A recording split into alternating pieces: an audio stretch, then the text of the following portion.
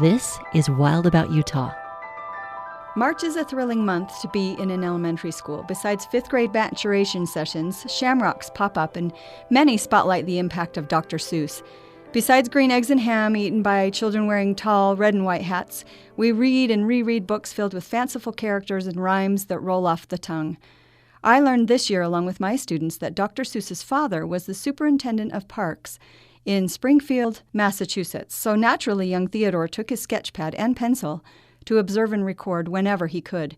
When an animal lost an antler at the zoo, he would use it to craft a sculpture just as whimsical as the imaginative ones in his books.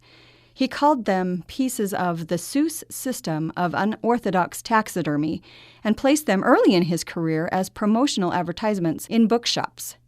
Kangaroo bird with its teal stripes and pouch-perched hatchling, and the Angelovian grackler's fur tufts and orange bill intrigue me. He also painted the stunning The Birds and the Trees, featuring a white flock flying between red and pink palm trees that inspired the Dodake Day in Oh, the Thinks You Can Think.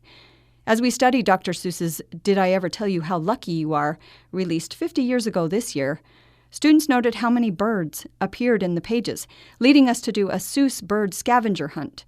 Our version of the birding counts chronicled in Mark Obmasik's The Big Year, a tale of man, nature, and fowl obsession. That's F-O-W-L.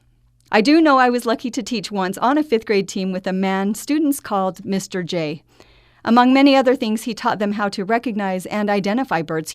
He preserved a time each day to review birds they had learned and add facts about a new species, how it looks, how it sounds, and how it behaves.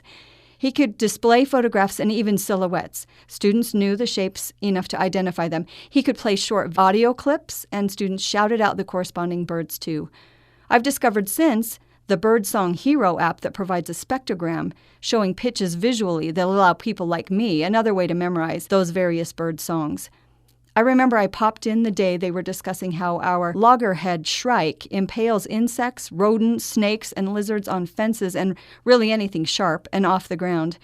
When we took them on the bus through the Bear River Migratory Bird Refuge, I couldn't believe my ears as kids with binoculars and without them were confidently shouting, I see, and tallying on their clipboards.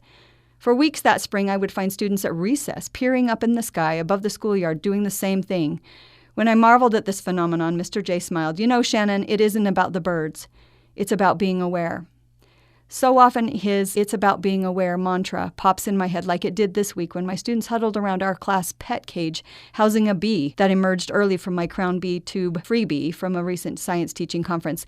Just like Dr. Seuss's Bee Watcher watchers, these 6- and 7-year-olds eagerly missed romping in the fresh powder playground to watch a bee perched on a strawberry. I've done the same thing, standing mesmerized, lost in thought, watching a bee on a western coneflower, repeating the Seuss rhyme, just tell yourself, ducky, you're really quite lucky.